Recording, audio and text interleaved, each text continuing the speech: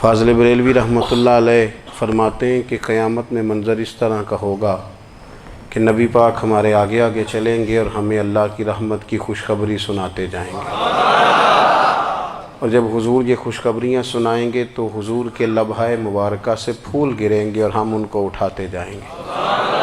فرماتے ہیں خود تو وہ تھوڑی دیر کے لیے روئیں گے اللہ کی بارگاہ میں کہ یا اللہ انہیں معاف کر دے، خود روئیں گے لیکن ہمیں ہنسا دیں گے۔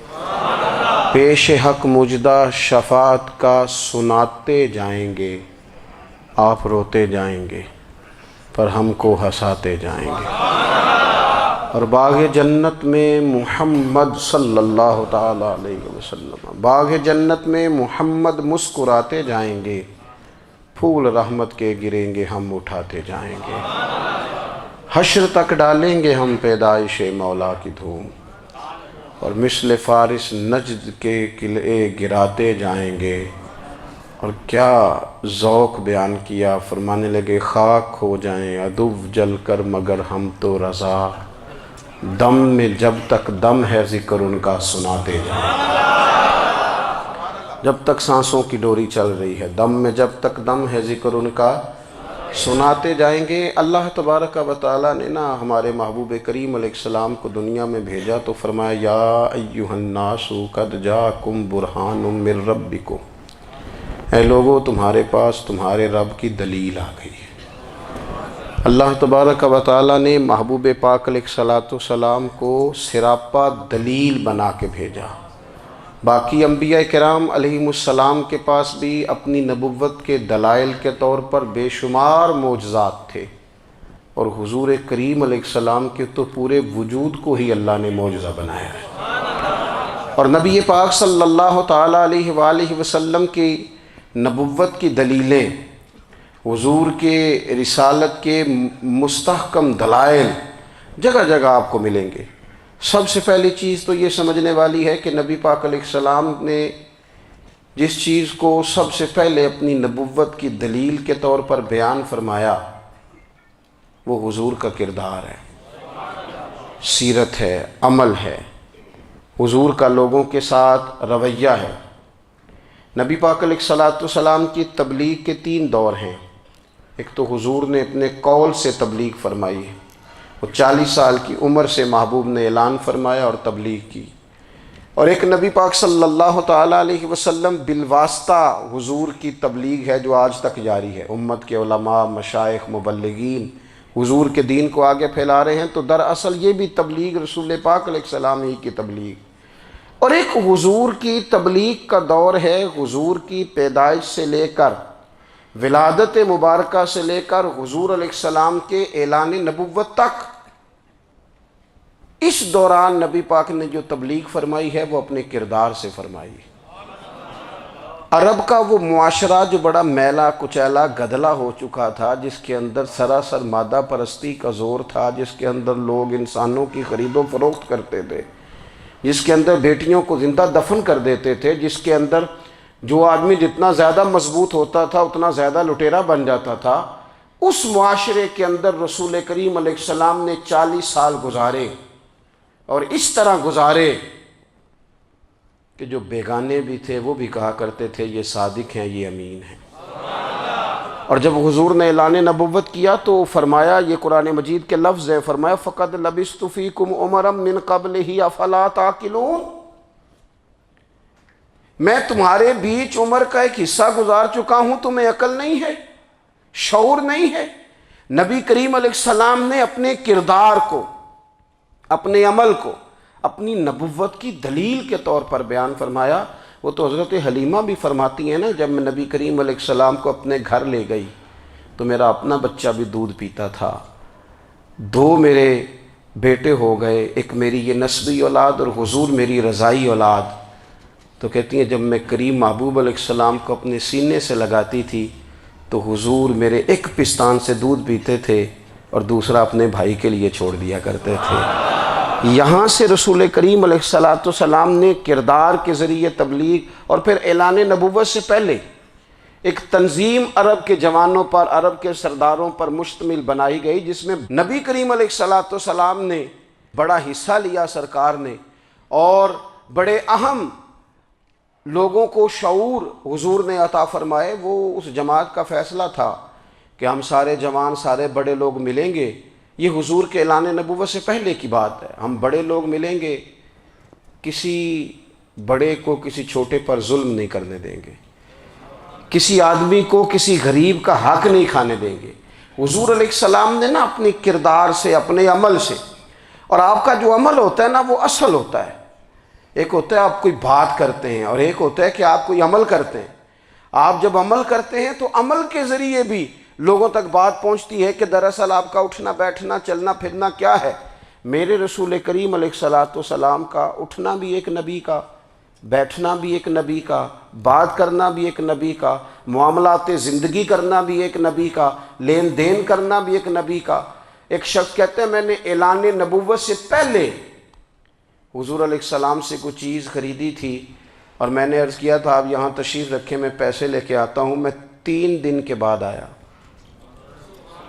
دیکھو یہ بات کرنی کتنی آسان ہے، بولنی کتنی آسان ہے، پر 3 دن یہاں میرے بھائی کو کسی شخص کو 2 گھنٹے انتظار کرنا پڑ جائے تو لوگ کہتے ہیں الانتظار اشد من القتل، یہ تو قتل سے زیادہ تکلیف والا معاملہ ہے منتظر رہنا کسی کا۔ کہتے 3 دن کے بعد میں آیا تو میرے رسول کریم وہیں تشریف فرمایا۔ بس اتنا فرمایا یار تم نے مجھے بڑی تکلیف میں ڈال دیا، 3 دن ہو گئے یہاں رکے ہوئے۔ تو حضور نے اپنے کردار کو، اپنے عمل کو، اپنے معاملات کو سب سے پہلے اپنی نبوت کی دلیل کے طور پر پیش کیا۔ کسی نے کیا خوب کہا تھا کہ جو تیری جان کے دشمن ہیں وہ بھی کہتے ہیں، وہ جو تیری جان کے دشمن ہیں، بظاہر تو آئے ہیں نا ہجرت کی رات جان لینے، لیکن امانتیں حضور کے گھر میں رکھی ہوئی ہیں، امانتیں کاشانہ نور پہ پڑی ہیں۔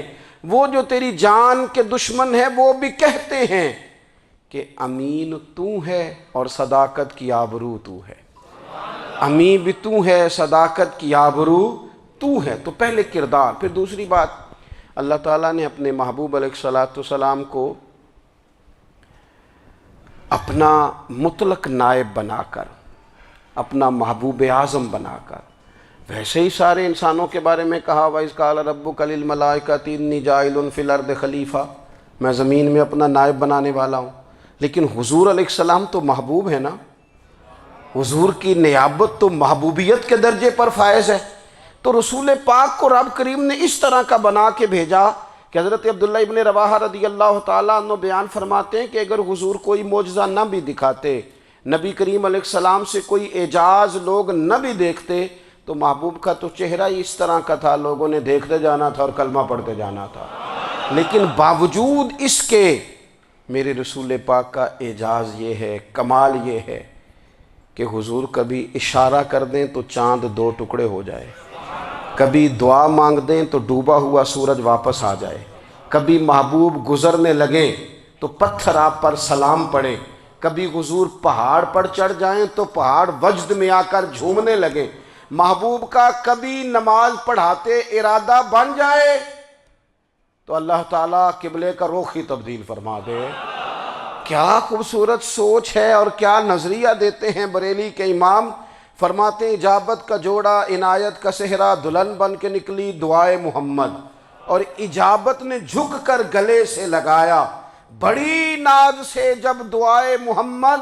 دیکھو خدا کی رضا چاہتے ہیں دو عالم، خدا چاہتا ہے رضائے محمد صلی اللہ تعالی علیہ وسلم۔ اور ایک مقام پہ فرماتے ہیں نائب دست قدرت پہ لاکھوں سلام، نائب دست قدرت پہ لاکھوں سلام۔ تو اللہ تعالیٰ نے نبی پاک صلی اللہ تعالی علیہ وسلم کو جو اعجاز۔ پھر ایک اور بات، حضور امی ہیں، دنیا میں آ کر محبوب نے کسی سے پڑھا ہی نہیں۔ میرے محبوب نے جتنا پڑھا ہے رب کریم سے ہی پڑھا ہے۔ الرحمن علم القرآن خلق الانسان، رحمان نے قرآن سکھایا پھر انسان بنایا۔ اللہ تبارک و تعالیٰ کی بارگاہ کرم سے حضور نے لیا۔ رسول کریم امی ہیں، یہ بھی حضور کی نبوت پر ایک بڑی دلیل۔ دیکھو ایک ہوتا ہے کوئی آدمی بچپن سے ہی کسی چیز سے شغف رکھے اور جب اس کی عمر بڑی ہو جائے تو کہتے ہیں اس کا تجربہ بڑا ہو گیا ہے، یہ پہلے کچھ شعر کہتا تھا، کوئی ادبی جملہ کہتا تھا، تو اب اس کی یہ کام کرتے کرتے عمر بڑی ہو گئی ہے تو رسوخ حاصل ہو گیا۔ 40 سال کی عمر مبارک تک نبی کریم نے ایک شعر بھی نہیں کہا۔ حضور علیہ السلام نے کبھی کوئی ایسی بات، ویسے تو حضور کی ہر بات حکمت والی، لیکن جس کو عرب کے لوگ اپنے لہجے میں شاعری یا اپنے لہجے میں ادب کہتے تھے، وہ حضور نے بیان نہیں فرمایا۔ لیکن جب 40 سال کی عمر میں اعلان نبوت کیا تو پھر بڑے بڑے فصیح و بلیغ، بڑے بڑے سیانے طفیل بن عمر کہتے ہیں کہ اس شخص کو بھی میں نے دیکھا جسے بڑا ناز تھا اپنی فصاحت اور بلاغت پر، اور جب وہ حضور کے پاس آیا اور اس نے آ کے کچھ باتیں کی تو محبوب خاموشی سے سنتے رہے، اور جب وہ چپ کر گیا تو میرے کریم نے صرف سورہ فاتحہ پڑھی۔ کبھی اٹھتا تھا، کبھی بیٹھتا تھا، کبھی غور کرتا تھا، کبھی دائیں جاتا تھا، کبھی بائیں جاتا تھا، پھر کہنے لگا بتاؤ نا کلام کس کا ہے؟ فرمایا اس رب کا، اس رب کا، اس رب کا جس کا میں رسول بن کے آیا ہوں۔ نبی کریم صلی اللہ تعالیٰ علیہ وسلم امی ہیں، لیکن حضور نے کائنات کے رازوں سے پردے ہٹا دیے، نبی کریم نے جینے کے سلیقے بتا دیے، حضور نے ہر شخص کو اس کے مقصد حیات سے آگاہ کر دیا۔ نبی کریم علیہ السلام نے وہ فلسفہ حیات بیان کیا کہ لوگوں کو صرف جینے میں ہی مزہ نہیں آیا، مرنے میں بھی مزہ آنے لگا۔ لوگ آگے بڑھ بڑھ کے جانیں پیش کرنے لگے، اپنی اولادیں قربان کر، جو فلسفیوں سے کھل نہ سکا اور نکتہ وروں سے حل نہ ہوا، وہ راز ایک طیبہ والے نے بتلا دیا چند اشاروں میں۔ محبوب کریم امی ہیں، لیکن حضور نے اس طرح دنیا کو سکھایا، اس طرح دنیا کو پڑھایا، اس طرح حضور نے علم کے چراغ اور دیپ روشن کیے کہ قیامت تک جسے روشنی ملے گی نا، اسے صرف دروازہ مصطفیٰ سے ملے گی، اسے رسول کریم علیہ السلام کے در دولت سے ملے۔ کچھ لوگوں نے کہا کہ یہ اپنے پاس سے آیات بنا کے لاتے ہیں، اپنے گھر میں بیٹھ کے دعوے کر لینا تو کوئی مشکل کام نہیں نہ ہوتا، سارے لوگ ہی کر لیتے ہیں۔ بلکہ وہ ہمارے ایک بزرگ کہا کرتے تھے، خیالی پلاؤ پکائیے تے گھیو کدے بھی کٹ نہ پائیے، کیونکہ کون سا پیسوں کا ڈالنا ہے، زیادہ ڈالیں آپ، اور زیادہ ڈالیں۔ بہت سارے لوگ ہیں آج بھی، کچھ لبرل ہیں بیچارے، کچھ دین بیزار طبقہ ہے، وہ کہتے ہیں جناب ہمیں تو جدید باتیں بتائیں، ہمیں تو نئے اسلوب کے مطابق لے کے چلیں، ہمیں تو او بھائی سن، میرے نبی پاک علیہ السلام نے فرمایا میرا قرآن کبھی پرانا نہیں ہوگا، اسے پڑھ کے دیکھ، اس کی جدت کا حسن دیکھ، یہ تو کھلا ہوا باغ ہے، تو ایک دفعہ اس کے قریب آئے گا تو خوشبو ملے گی، دوسری دفعہ آئے گا تو اس سے زیادہ تازی ملے گی، ایک دفعہ پھل کھائے گا تو مزیدار ہوگا اور دوسرا کھائے گا ہو سکتا ہے شکل ملتی جلتی ہو لیکن ذائقہ بڑا نرالا ہوگا۔ تو تو صحیح نا، جب کچھ لوگوں نے کہا یہ خود سے بنا کے آیات لاتے ہیں تو فرمایا وَإِن كُنتُمْ فِي رَيْبٍ مِّمَّا نَزَّلْنَا عَلَىٰ عَبْدِنَا فَأْتُوا بِسُورَةٍ مِّن مِّثْلِهِ، اگر تمہیں کوئی شک ہے اس میں جو ہم نے اپنے بندہ خاص میں نازل کیا ہے تو تم بھی اس جیسی ایک آیت بنا کے لاؤ۔ اور چلو چیلنج کھلا ہی دے دیا، فرما وَادْعُوا شُهَدَاءَكُم مِّن دُونِ اللَّهِ، اللہ اور اللہ والوں کو چھوڑ دو، تفسیری ترجمہ عرض کر رہا ہوں، یعنی صحابہ کو چھوڑ دو، حضور کے ماننے والوں کو چھوڑ دو، باقی ساری دنیا کے کافر کٹھے ہو جاؤ، ایک آیت بس قرآن جیسی لے کے آؤ، ایک آیت لے کے آؤ، ان کنتم صادقین، اگر تم سچے ہو۔ جوانوں سنو، کہا ایک آیت، اور یہ چیلنج آج تک قرآن مجید کا موجود ہے، آج تک وَإِن كُنتُمْ فِي رَيْبٍ مِّمَّا نَزَّلْنَا عَلَىٰ عَبْدِنَا فَأْتُوا بِسُورَةٍ مِّن مِّثْلِهِ، تم قرآن کے مقابلے کی ایک صورت لے کے آؤ اور سارے حمایتی اکٹھے کر لو اپنے، ان کنتم صادقین، اگر تم سچے ہو۔ جواب تو ادھر سے آنا تھا نا، لیکن کائنات کے رب نے جواب بھی خود دیا، فرمایا فَإِن لَّمْ تَفْعَلُوا وَلَن تَفْعَلُوا، اگر تم نہ لا سکے، اور فرمایا تم لا سکتے بھی نہیں، اگر تم نہ لا سکے اور تم لا سکتے بھی، نہ خنجر اٹھے گا نہ تلوار تم سے، یہ بازو میرے آزمائے ہوئے ہیں، وَلَن تَفْعَلُوا، تم لا بھی نہیں سکتے، فَاتَّقُوا النَّارَ الَّتِي وَقُودُهَا النَّاسُ وَالْحِجَارَةُ، پھر اس آگ سے ڈر جاؤ جس کا ایندھن آدمی اور پتھر ہے۔ اعدت للکافرین، بنائی کافروں کے لیے، بنائی مومنوں کے لیے تو رب نے جنت بنائی ہے۔ اعدت للکافرین، یہ دوزخ اللہ نے کن کے لیے بنائی ہے؟ اعدت للکافرین کہتا ہے کافر کے لیے بنایا۔ تو اللہ تبارک و تعالیٰ نے میرے رسول پاک صلی اللہ تعالیٰ علیہ وسلم کو وہ کتاب عطا فرمائی، اور پھر حضور کی فصاحت و بلاغت، معرفت۔ دیکھو ایک ہوتا ہے گھنٹوں باتیں کرنا، ایک ہوتا ہے کئی کئی والیم پر مشتمل، کئی کئی جلدوں پر مشتمل کتب کا لکھنا، اور ایک ہوتا ہے کسی بندے کا ایک بات کرنا اور سامنے والے کی طبیعت کو اتنا جگا دینا کہ اگلی بات فوراً ہی اس کی سمجھ میں آ جائے۔ اور حضور نہ کسی کی انا کو نہیں جگاتے تھے۔ ہم بعض اوقات کسی سے خطاب کرتے ہیں، بات کرتے ہیں تو سامنے والے کی انا کو جگا دیتے ہیں، ٹھیس پہنچاتے ہیں، وہ کہتا ہے چل پھر تگڑا ہو جا میں بھی آیا۔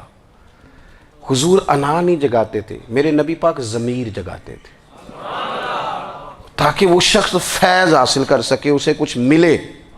نبی کریم کا جو انداز تکلم ہے وہ اس طرح کا ہوتا تھا کہ انسان خود بخود کھل اٹھتا تھا کہ مطلب یہ بات ہونے کیا لگی ہے، مطلب حضور کیا فرمانے لگے۔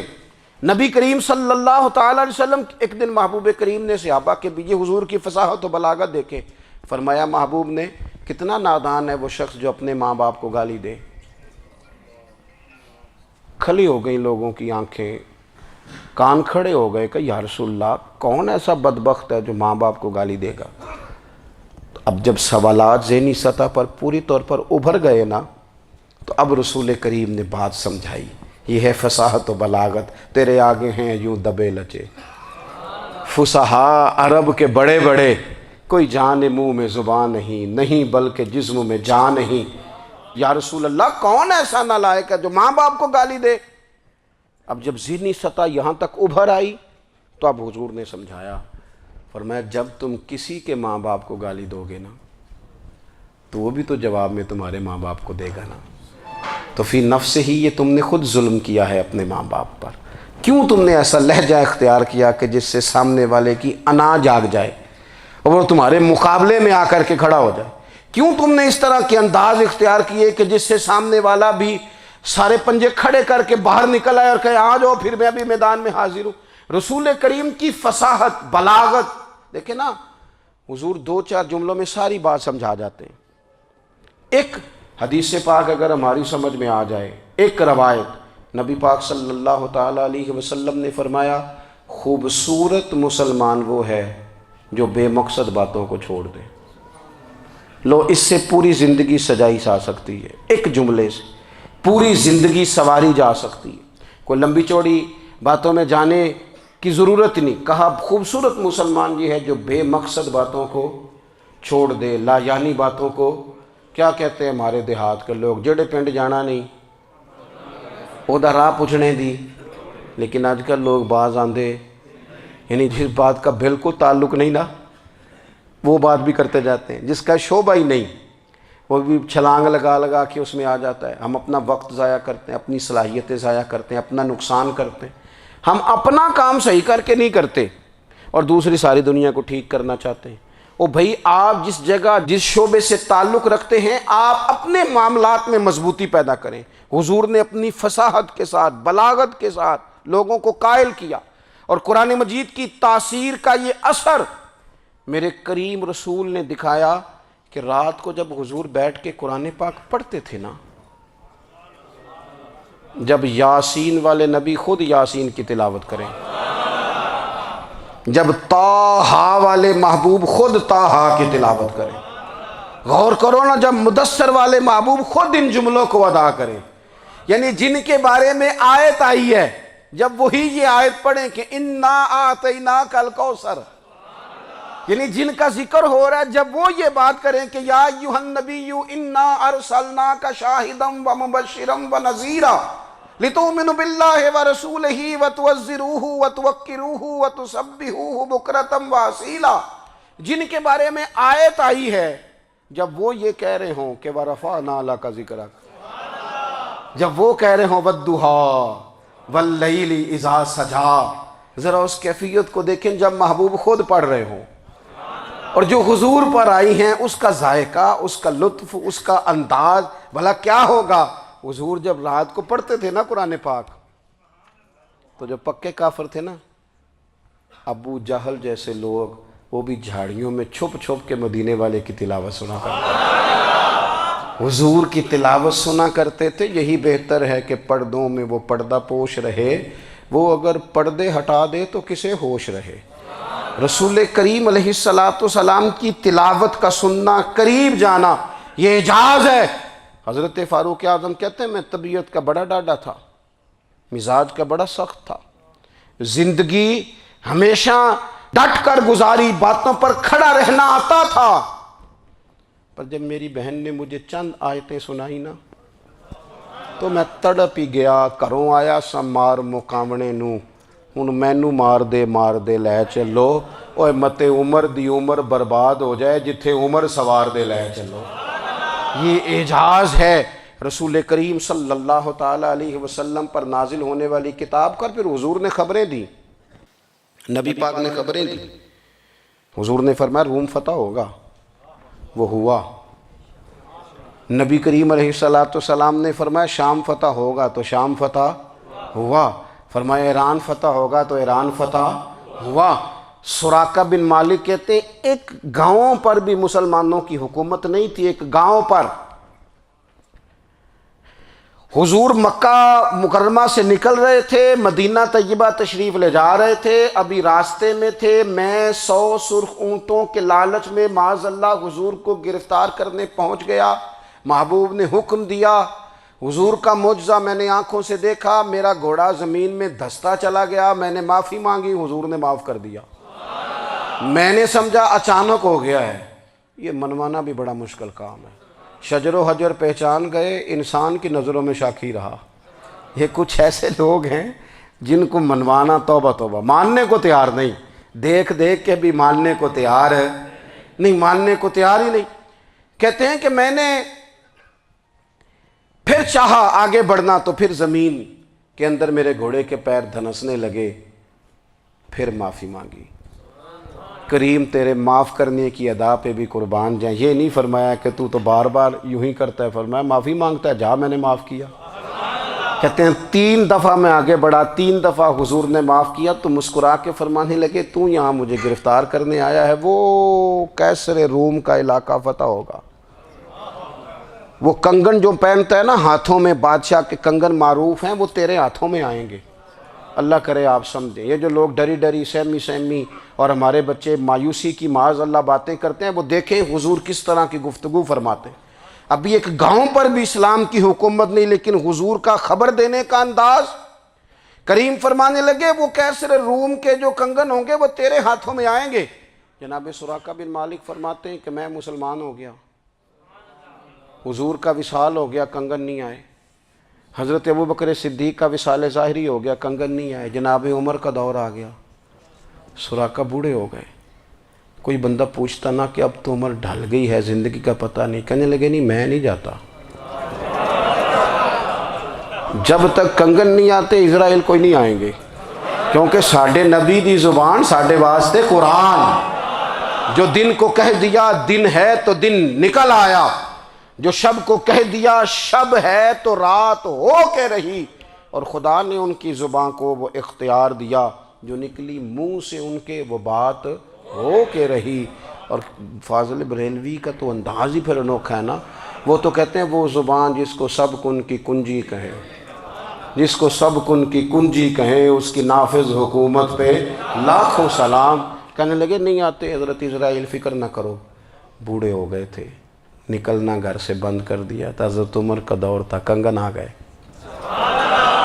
حضرت فاروق اعظم نے ان کے پوتوں سے، نواسوں سے، بچوں سے کہا جاؤ بلا کے لاؤ، کہا دادا جان بوڑھے ہیں، فرمایا تم کان میں کہہ دینا کنگن آ گئے، پھر تم دیکھنا تو صحیح۔ پھر حضرت سراقہ آئے، حضور نے جو خبریں دیں، نبی پاک علیہ السلام نے جو گزشتہ قوموں کے احوال بیان کیے، اور پھر میرے نبی پاک علیہ السلام نا دنیا میں عزتیں دینے آئے۔ عزتیں، یہ مزاج ہمیں کم کرنا چاہیے۔ یہ جو ہم ساری زندگی اس کام میں لگا دیتے نا، کسی کو نیچا کیسے دکھانا ہے، یہ انداز حضور نے نہیں ہمیں دیا۔ اب دیکھو حضور تشریف لائے تو ہمیں پتہ چلا کہ حضرت یوسف جیسا سونا کوئی نہیں، حضور تشریف لائے تو ہمیں پتہ چلا کہ حضرت داؤد جیسی خوبصورت آواز کسی کی نہیں، حضور تشریف لائے تو ہمیں پتہ چلا کہ جناب عیسیٰ علیہ السلام کا فقر اختیاری کس طرح کا تھا، محبوب تشریف لائے تو ہمیں پتہ چلا کہ حضرت موسیٰ کا جلال کس طرح کا تھا۔ یہ تو حضور آئے تو نبی پاک علیہ السلام نے اس کی بھی عظمت بیان کی، اس کی بھی شان بیان کی۔ حضور نے بتایا کہ ابو بکر صدیق کی شان کیا ہے، فاروق اعظم کا مرتبہ کیا ہے، عثمان غنی کی حیا کیا ہے، مولا علی کی شجاعت کیا ہے، اہل بیت نبوت کی عظمت کیا ہے۔ حضور آئے عزتیں دینے، ماں کو عزت دی مدینے والے رسول نے، کہا جس کا باپ راضی ہو گیا اس کا رب راضی ہو گیا۔ فرمایا جو 2 بیٹیاں 3 بیٹیاں 4 بیٹی بہنیں یا 1 بیٹی یا بہن بیاہ کے آ گیا نا، اس طرح میری 2 انگلیاں جڑی ہوئی ہیں، میرے ساتھ جڑ کے جنت میں جائے گا۔ رسول کریم صلی اللہ تعالی وسلم نے عزت دی۔ حضور عزتیں دینے، کوئی اعزاز نہیں، ان پڑھ بندہ ہے، سادہ ہے، غریب ہے، مزدوری کرتا ہے، ہاتھوں پہ چھالے۔ یا رسول اللہ اس کا بھی کوئی اعزاز ہے؟ قربان جائیں، میرے کریم نے عزت دی، فرمایا محنت کر کے روزی کمانے والا تو اللہ کا دوست ہے، یہ اینٹیں اٹھانے والا، یہ مشقتیں کرنے والا، یہ صبح دیہڑی پہ جانے والا، یہ بیچارہ جو اچار سے روٹی کھاتا ہے، تو نے ہر شخص کی قسمت میں یہ عزت لکھی اور آخری خطبے کی صورت میں وصیت لکھی۔ رسول کریم نے ہر بندے کو اعزاز دیا، عظمتیں دی۔ حضور عزتیں دینے آئے، نبی پاک علیہ السلام نے اعزازات دیے، حضور نے نوازا۔ یہ ساری چیزیں میرے رسول پاک کی تشریف، اور پھر یہ جو حضور کے صحابہ اور اہل بیت ہیں نا، یہ بھی میرے نبی پاک کی نبوت کی دلیل ہے۔ اتنی جلدی انقلاب آیا نہیں کرتے، وہ کل تک جو رہزن تھے حضور نے راہبر بنا دیے۔ وہ لوگ جو کل تک ایک دوسرے کے گلے کاٹ کے کھاتے تھے، ایک دوسرے کو مارتے تھے، تکلیف پہنچاتے تھے، برادری ازم پہ لڑتے تھے، حضور نے بھائی بھائی بنا دیے۔ ایک پلیٹ میں کھانا کھانے لگے، سیدنا بلال حبشی، صہیب رومی، سلمان فارسی، حضور نے یوں کر کے ملا دیا۔ نبی کریم علیہ السلام نے تقسیمیں ختم کر دی دنیا میں۔ حضور کہ صحابہ نے اپنا کردار اس طرح کا دکھایا، اتنا بلند کیا، اور صحابہ کرام علیہم رضوان اس کو دیکھ کر اتنی بلندیوں پہ گئے کہ گواہیاں اللہ کا قرآن دیتا ہے۔ فرمایا محمد الرسول اللہ والذین معہ اشداء علی الکفار رحماء بینہم تراہم رکعا سجدا یبتغون فضلا من اللہ ورضوانا۔ فرمایا یہ جو میرے محبوب کے ساتھ والے ہیں کافروں پر سخت ہیں، آپس میں نرم دل ہیں، تم جب بھی انہیں دیکھو گے سجدے کرتے دیکھو گے، رکوع کرتے دیکھو گے، تم انہیں دیکھو گے اللہ کی رضا کے متلاشی ہیں۔ انہیں ساری مادہ پرستی سے نکال کر محبوب نے رب کی رضا کے رستے پہ ڈال دیا۔ میرے نبی کریم سید عالم صلی اللہ تعالیٰ علیہ وسلم کی نبوت کے دلائل کے طور پر یہ ساری چیزیں آئیں۔ بس میں بات سمیٹنے لگا ہوں۔ حضور کا جو اخلاق ہے نا، وہ بھی نبی کریم علیہ السلام کی نبوت کی بہت بڑی دلیل ہے۔ وَإِنَّكَ لَعَلَىٰ خُلُقٍ عَظِيمٍ۔ محبوب ہم نے آپ کو نا خلق عظیم کا مالک بنایا ہے۔ کچھ لوگ سمجھتے ہیں صرف آپ کا بولنے کا انداز ٹھیک ہو تو آپ با اخلاق ہیں۔ نہیں بھائی، بولنے کا انداز ٹھیک ہونا با اخلاق نہیں، سچ بولنا اخلاق کی علامت ہے۔ آپ کا حق بات کرنا اخلاق ہے، آپ کا صحیح گواہی دینا اخلاق ہے، آپ کا اللہ تعالیٰ کی طرف سے آزمائش آنے پر صبر کا مظاہرہ کرنا اونچا اخلاق ہے۔ رب نعمت دے تو آپ کا وجود ڈھلتا جائے شکر میں، یہ اخلاق ہے۔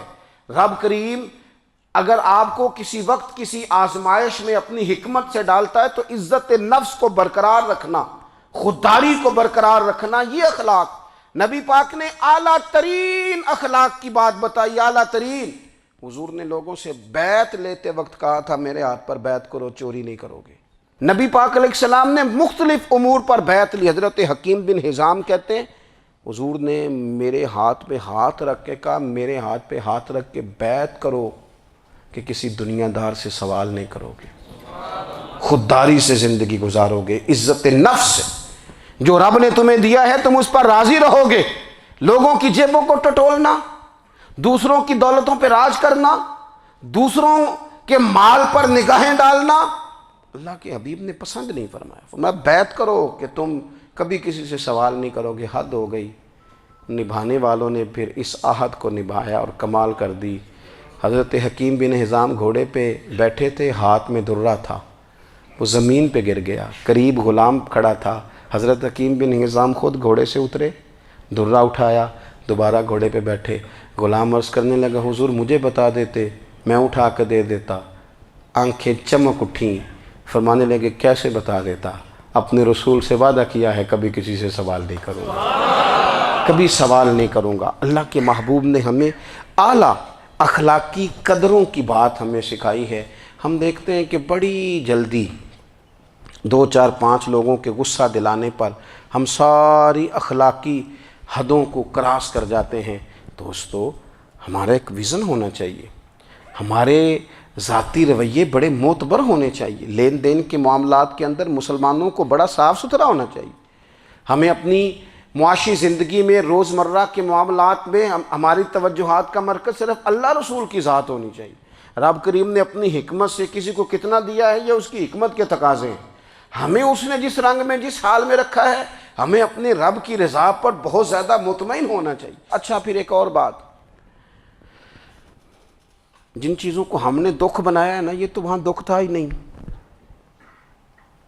مہینہ مہینہ چولہا نہیں جلا، لیکن کسی جگہ اظہار غربت ہے حضور کی اولاد پاک کا یا صحاب کا یا ازواج کا، مہینہ مہینہ چولہا نہیں جلا۔ لیکن یہ اخلاق عالیہ کا حسن دیکھو، اپنے گھر مہینہ مہینہ چولہا نہیں جلا، جو مانگنے آیا اسے جھولی بھر کے عطا فرمایا، کوئی دروازے سے خالی نہیں گیا۔ عزیز بھائی اگر زندگی میں اخلاقی قدریں ہم اپنا لیں اور ہم تھوڑا تھوڑا کر کے اپنے آپ کو تبدیل کریں، ساری زندگی توجہ رہی کہ فلاں کیا کر رہا ہے فلاں کیا کر رہا ہے، تھوڑا سا گردن کو جھکا کے اپنے اوپر توجہ ڈالیں، اپنے آپ کو وقت دیں، حضور کے اخلاق عالیہ کی روشنی میں، تعلیمات حسنہ کی روشنی میں ہم اپنے کردار و عمل پر تھوڑی توجہ دیں۔ اس وقت بہت بڑی تعداد میں امت مسلمہ ہے، اور ایسا نہیں ہے کہ دولت نہیں ہے، دولت سے بھی سرشار ہیں، ہمارے ہاں بڑے بڑے انجینئر ہیں، بڑے بڑے ڈاکٹر ہیں، لیکچرار ہیں، ہمارے پاس بڑے بڑے ہاسپٹل ہیں، بڑا کچھ ہے، لیکن کردار و عمل کے بادشاہ، اپنی زندگی تقوی کی روشنی میں گزارنے والے ان لوگوں کی تعداد کم ہے۔ اگر کوئی آج بھی سارے کام نیک کرے لیکن جائیداد میں سے بیٹی کا حق رکھ جائے تو پھر اس نے کیا میلاد منایا ہے؟ اگر آج بھی جو 2 4 لوگ بیچارے اس کے زیر دست ہیں، ملازمین ہیں، ان کے ساتھ اس کا رویہ انتہائی سخت ہو تو اس نے کیا میلاد منایا؟ اگر آج بھی وہ برادری ازم کی بنیاد پر دوستیاں کرے اور چھوٹے بڑے کی وہ تقسیم رکھے، جسے حضور نے فرمایا کہ قبیلے تو تعارف کے لیے، ورنہ کسی عربی کو اجمی پر، گورے کو کالے پر کوئی فضیلت نہیں۔ اگر کوئی آج بھی اس برادری ازم کا قائل ہے پھر اس نے کیا میلاد منایا؟ اگر کوئی شخص آج بھی اپنے آپ کو مادہ پرستی میں پوری طرح دھکیل چکا ہے اور رضا الہی کا مسافر نہیں بنا تو اس نے کیا میلاد منایا؟ اپنی طبیعتوں میں روحانی تبدیلی اور وہ خاص افکار جو حضور اپنے غلاموں میں پیدا فرماتے ہیں، ان افکار کو پیدا کرنا، سوچوں کو بدلنا، سوچوں کو، نظریات کو بدلنا، اپنے روزمرہ کے معاملات کا جائزہ لینا کہ ہم کس طرح آگے بڑھ سکتے ہیں اور کس طرح ہم ایک بہترین امتی اور ایک بہترین مسلمان بن سکتے ہیں، اس پر توجہ دینا، یہ میلاد ہمیں سبق دیتا ہے۔ اللہ تعالیٰ مجھے اور آپ کو عمل کی توفیق عطا فرمائے۔ آخر دعوایا ان الحمدللہ۔